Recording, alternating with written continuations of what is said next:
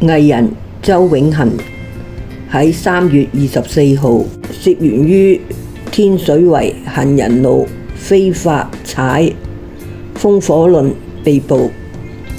網片可見佢被警員制服期間，曾高呼睇住我啊，影住我啊，又一度被鉗在地上，多次大叫救命啊！據了解，警方曾對周永恒進行酒精測試、快速口腔液測試兩項測試，周永恒都通過。警方表示，天水圍分區軍裝巡邏小隊人員於3月24號在區內進行反電動或可移動工具行動期間，於下午約6點10分喺天湖路發現一名男子在街上行人路上懷疑使用風火輪，隨即將他截停。人員經初步嘅調查，該名40歲姓周本地男子涉嫌冇第三者保險而使用電動車及在行人路上駕駛被捕。佢已獲准保釋候查，須於5月中向警方報到。翻查資料，周永恒現年40歲，於2001年17歲嘅時候加入娛樂圈嘅，2004年19歲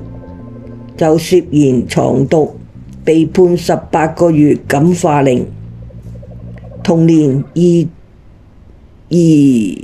似醉酒於街頭毀壞公物，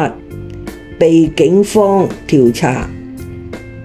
佢喺2010年與趙仲瑜結婚，育有2女。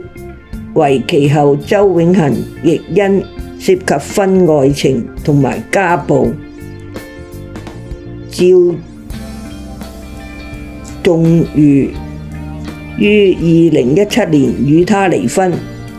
周永恒亦因涉及家暴被控傷人罪，被法庭下令守行為18個月。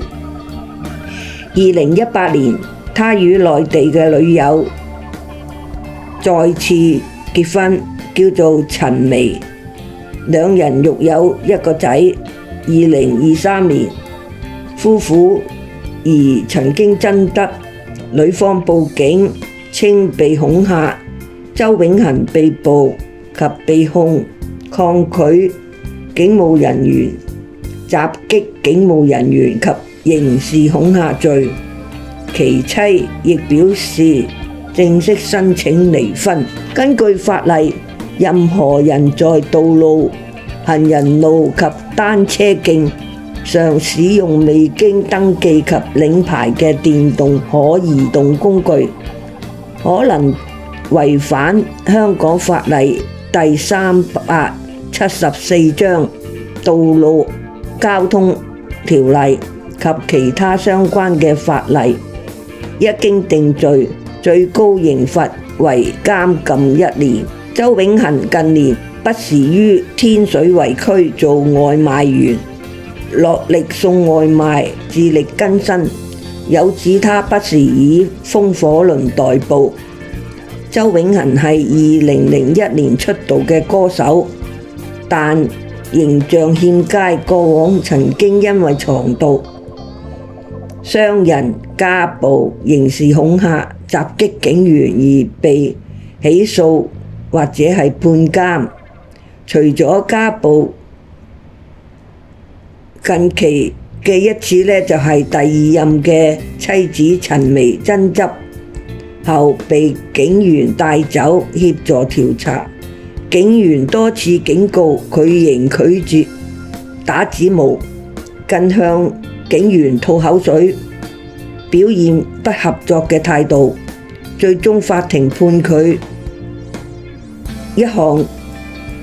抗拒警務人員罪及一項襲警罪成，即時監禁2星期，同